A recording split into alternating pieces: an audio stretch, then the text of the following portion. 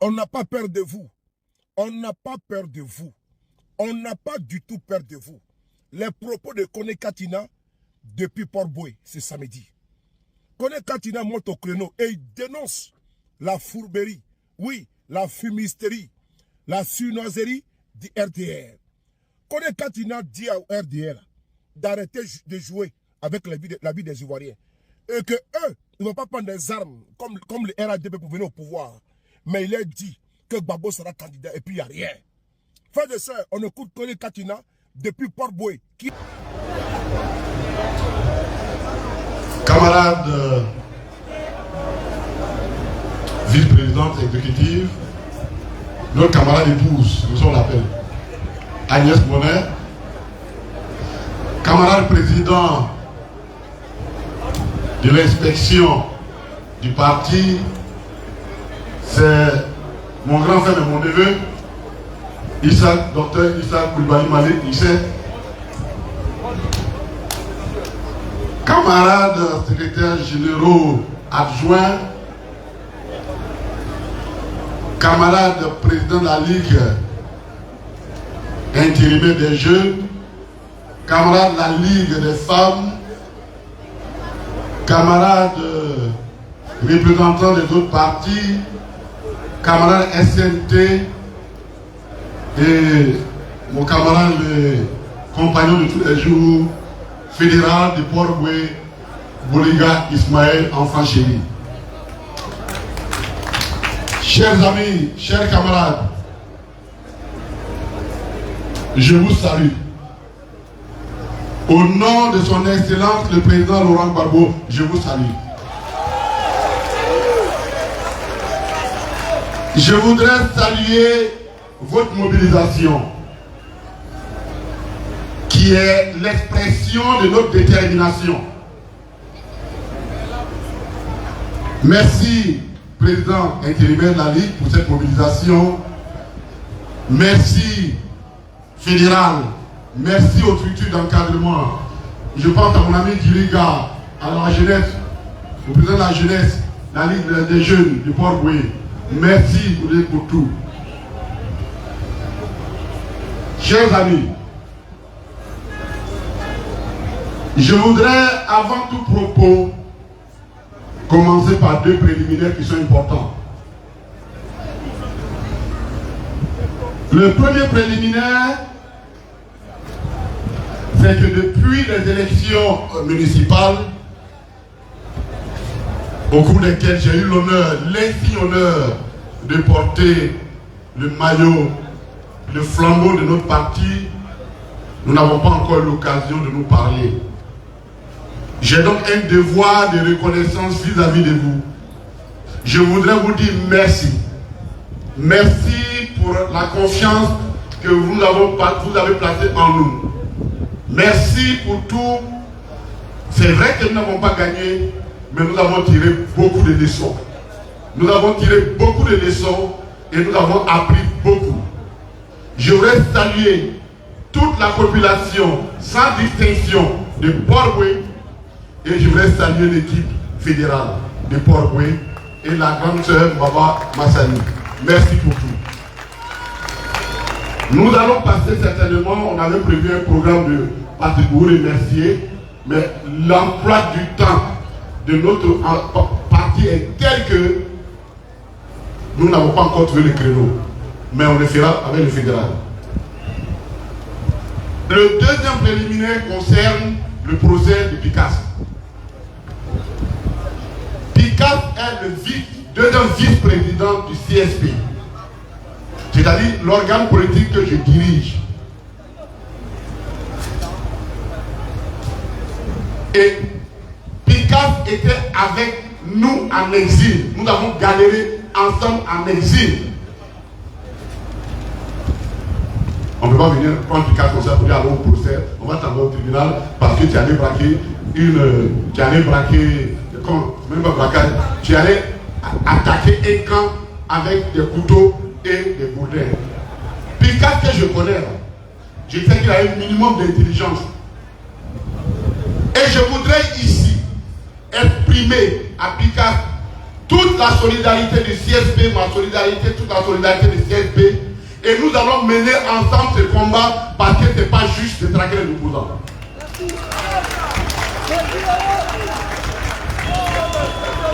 Pour nous, c'est un procès politique, un point très. Autrement, lorsque Picard rentrait en Côte d'Ivoire le 30 avril, on l'aurait arrêté à l'aéroport. Pourquoi subitement, c'est au moment où il commence la tournée pour la fête de l'indépendance, la fête de la Renaissance à Yopougon, que subitement on sort une affaire antidatée et on lui dit que tu as fait ça. Pour nous, c'est un procès politique. Nous le considérons comme tel et nous sommes fiers de la déclaration qui a été faite par les partis pour soutenir nos camarades et nous allons être avec lui.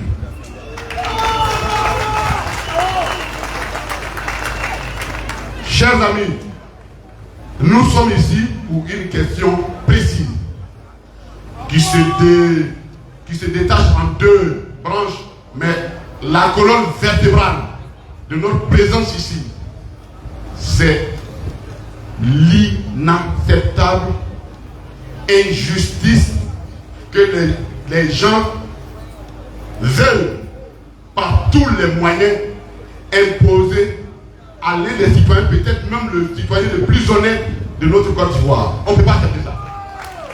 On est venu leur dire, on ne peut pas accepter ça. On ne peut pas accepter ça. On ne peut pas accepter ça. À un moment donné, il faut savoir mettre des limites. En toute chose, il faut savoir mettre des limites. Le haut là, c'est important. Voyez-vous, le RHDP se comporte comme quelqu'un. On est assis là, hein? On est des milliers. Je jette une pièce de 100 francs, je mets mon pied là-dessus, et puis je dis, bon, cherchons la pièce. Mais on va passer toute la nuit ici, on va sur la pièce tant que je ne l'ai pas le pied. Il dit, il cherche la réconciliation. Ils disent qu'ils veulent la réconciliation. J'ai écouté le ministère du gouvernement à la commission de l'ONU sur les droits de l'homme. J'ai dit, mais est-ce que c'est de notre pays là il parle? Est-ce que c'est de notre pays où on vit il parle? Tout va bien, les droits de l'homme marchent bien ici, tout est dans la chose, ainsi de suite. Donc dans la réalité, leur problème c'est quoi? On parle de réconciliation, mais en fait ils n'en veulent pas. Du moins, ils ont une confusion terrible, une confusion lexicale terrible entre la réconciliation et la soumission. Ils veulent qu'on se soumette définitivement à leur volonté. Mais ça ne marche pas. Dans une république démocratique, ça ne marche pas. C'est pourquoi il y a un pouvoir et il y a une opposition. Et je disais à un ami du RHDP, mais si vous n'êtes pas content de votre position de pouvoir, venez dans l'opposition. Puisque apparemment ça ne vous arrange pas. Vous vous comportez exactement comme des opposants. Bon, on va changer les rôles. C'est tout. Chers amis, la question de la réinscription du nom du président Laurent Gbagbo est une question non négociable pour le PPACI. C'est non négociable. C'est non négociable et tous les arguments qu'ils avancent par-ci, par-là, qu'il faut aller à l'Assemblée. Nous ne sommes plus dans l'Assemblée nationale. Nous, on a fait ça. Chers amis, je vous fais chronologiquement les pas que nous avons posés en vue de la réconciliation et autour de la question du président Laurent Gbagbo. Le président Laurent Gbagbo est arrivé malgré toutes les souffrances qu'on a infligées. Il est arrivé au nom de la République, au nom de l'État. Il allait rendre visite au président Ouattara pour lui dire Monsieur le Président de la République. Mais en fait, en politique, les notions ont un sens. Et peut-être qu'ils ne comprennent pas ça, et ça ou pas ça, il faut qu'on leur explique. Il y a un sens. Est-ce que vous savez pourquoi, lorsque on fait l'élection, le vainqueur attend toujours l'appel du vaincu? C'est parce que c'est par cet appel-là que la légitimité du vainqueur se trouve renforcée. Elle n'est plus une légitimité qu'il tire de ses seuls électeurs, mais de tous les autres électeurs, parce que le candidat vaincu, par l'appel qu'il fait, dire à l'autre, je t'envoie ma légitimité que je tire de mes électeurs, pour que tu ne sois plus président d'un seul camp, mais de toute la tête d'un pays. Voilà l'essence républicain de la paix. Et quand le président Laurent Gbagbo arrive et qu'il va dire au président Ouattara, Monsieur le Président de la République, mais c'est ce qu'ils attendaient depuis des années. Et si donc le manque de légitimité criarde qui leur manquait, le président Laurent Gbagbo le verra attendre. C'est ça le sens de la République. On dirige une République, il faut savoir comment elle fonctionne. Mais ça, c'est pas suffisant. On s'en va au dialogue politique. Et la question des injustices faites au président Laurent Gbagbo a été âprement discutée. Et des résolutions ont été arrêtées. Et l'une des résolutions, c'est que nous devons absolument prendre une loi d'amnistie, non pas parce que nous nous reconnaissions coupables, mais parce que dans le système judiciaire ivoirien, il n'y a pas d'autre procédure pour corriger les injustices qui sont faites à un citoyen qui a été mal jugé. C'était ça. Et on est tombé d'accord là-dessus. Même si des petits malins. Et c'est ça qui est le problème avec le RADP. Il y a des doublements qui ont changé. Il dit, si tu vois deux personnes se battre sur une affaire de 600, c'est qu'il y a quelqu'un qui veut prendre 400 et il veut donner 200 à l'autre. Et c'est comme ça avec eux. C'est comme ça avec eux. On se met d'accord qu'il faut que le président de la République initie une loi d'amnistie. Si tant est que l'interprétation que nous faisons de la loi d'ordonnance d'amnistie de 2018, si tant est que qui est clair, mais eux ils ont du mal à la comprendre, pour leur faciliter la compréhension, on leur a dit, bon, comme vous ne comprenez pas ce qu'on vous dit, bon, prenez une loi, vous dites, bon, comme on a fait trop d'injustice à ce monsieur, on va prendre loi d'amnistie, on donne la réconciliation et on avance. On est là, et puis un matin on dit, tu as fait grâce. La grâce ne nous concerne pas. La grâce, ça c'est pas pour nous. Parce qu'une grâce, ça suppose que nous reconnaissons les faits et que nous avons demandé pardon au président de la République pour qu'il nous gracie. Or, on ne reconnaît pas les faits. Et les faits, on ne peut pas les reconnaître. Ils sont tellement grossiers, tellement inacceptables, tellement sales, tellement nauséeux qu'on ne peut pas s'appeler d'accepter ça. Quelle gloire à la République de dire que l'un des présidents, des anciens présidents de la République a été braqué une banque. Quelle gloire à la République à dire de ça. Et vous savez ce qu'ils reprennent dans l'annonce fiscale. Et c'est hier j'ai vu. Je n'ai pas parlé beaucoup. Ça, on va régler ça dans la tribune. On va régler ça dans la tribune. Mais en fait, parfois, les gens, ils ne nous prennent pas au sérieux. Ils ne nous prennent pas au sérieux. L'argent qu'ils disent que nous, on n'a pas payé les salaires, comme ils ne peuvent pas passer la comptabilité, ils veulent passer dans leur loi ordonnance qu'on n'a qu'à effacer des écritures. Ça ne s'efface pas comme ça. Hein? Les écritures ne s'effacent pas comme ça. Si vous effacez cette écriture, vous allez nous expliquer alors pourquoi vous avez condamné Laurent Gbagbo. Pourquoi vous avez condamné? On ne va pas rentrer dans le procès tel qu'il a été fait. Et je vous dis pourquoi nous n'allons pas porte, nous n'irons nulle part. Parce que eux-mêmes, on a évacué, on a fini avec toutes les questions de procédure judiciaire. On a eu une décision de la Cour africaine des droits de l'homme dans l'autre main, qui surclasse toutes les autres décisions ici. Soit vous l'appliquez, soit vous ne l'appliquez pas.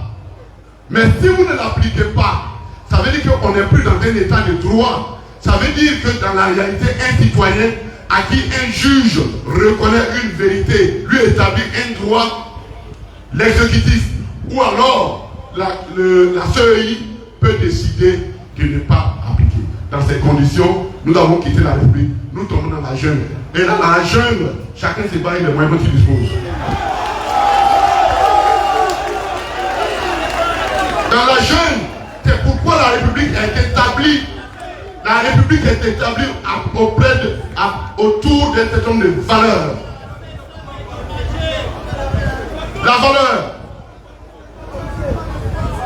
3 pouvoirs. L'exécutif, le législatif et le judiciaire.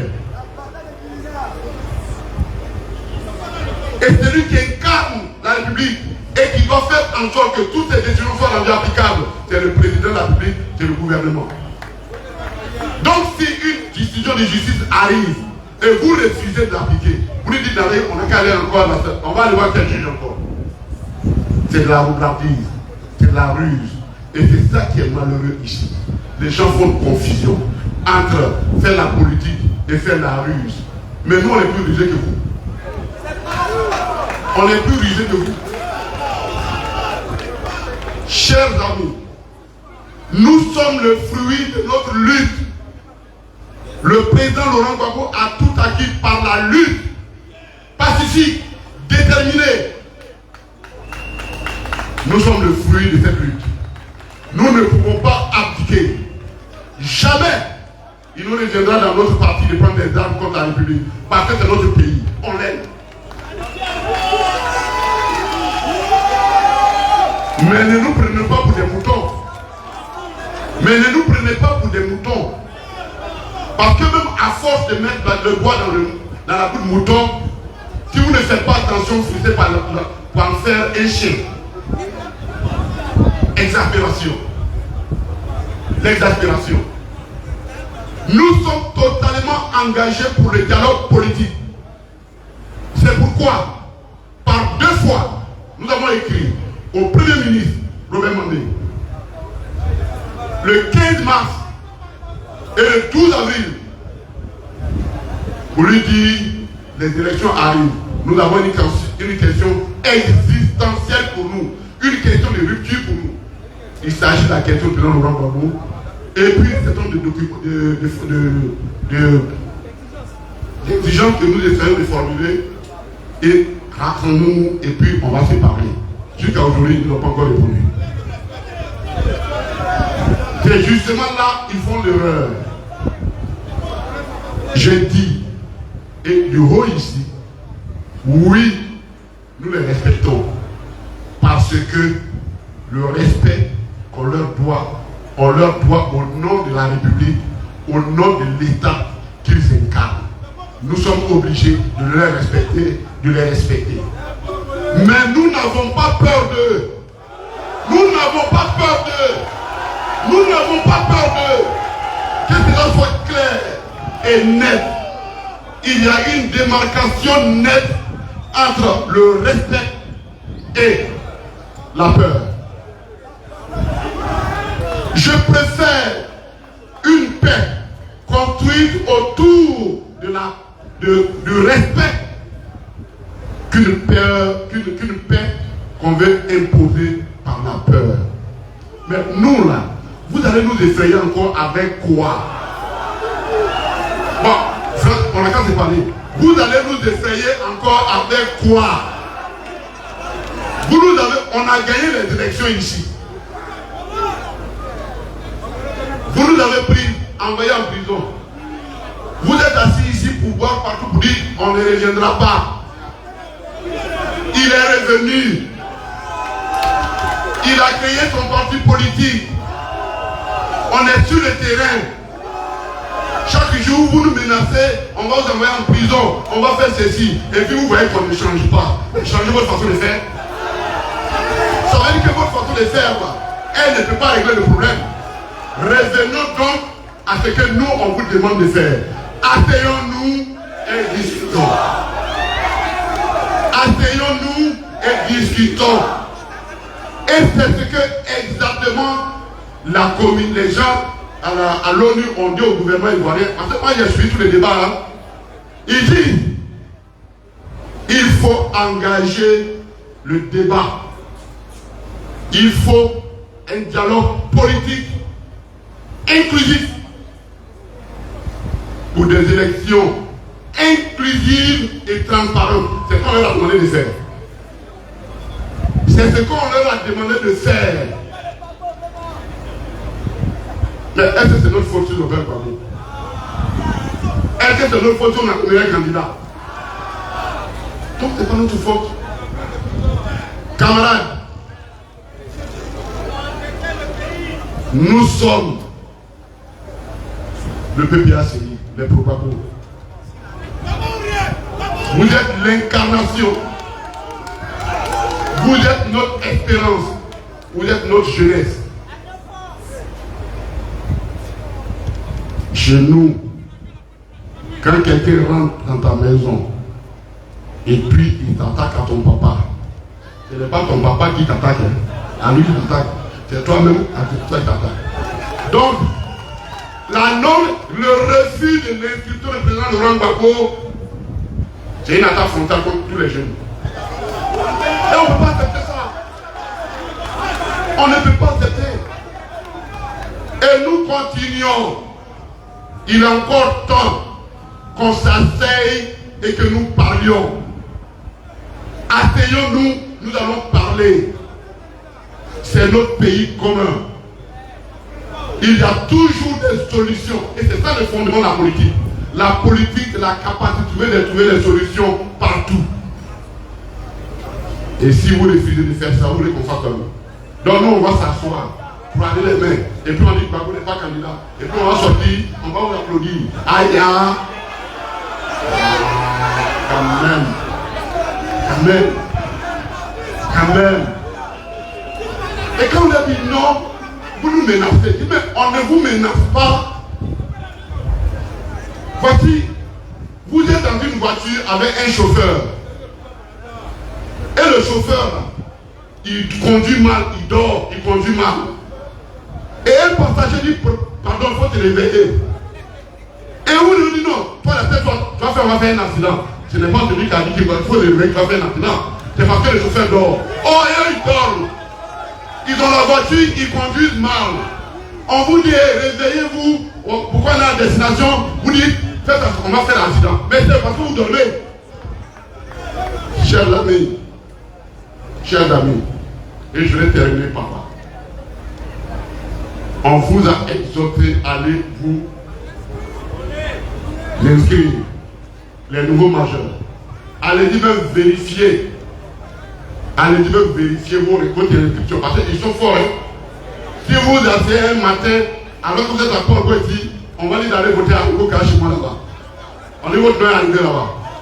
Donc il faut que vous restez pour regarder. Allez-y vérifier si vous êtes sur la liste électorale. Les enjeux de l'élection 2025, et je finirai par là, sont des enjeux trop sérieux. Le monde qui se dessine, qui s'organise et qui arrive est un monde dans lequel soit l'Afrique se lève, elle fait front, elle gagne, ou l'Afrique est dévouée. Or, pour gagner, il faut des leaders. Il faut des leaders. Dieu nous a préservés. Notre leader était là. On l'a fait partie. Il est revenu. C'est toute l'Afrique qui nous regarde. C'est tout le monde qui nous regarde. C'est toute la jeunesse qui nous regarde. C'est tous les planteurs qui nous regardent. C'est tout le monde qui nous regarde. Leur espérance s'appelle Laurent Gbagbo. Et nous n'avons pas le droit de leur enlever cette espérance. Que Dieu vous bénisse. Veuillez tout simplement vous abonner et activer la cloche de notification pour ne rien rater. Retrouvez KDV Africa sur YouTube, Facebook, TikTok.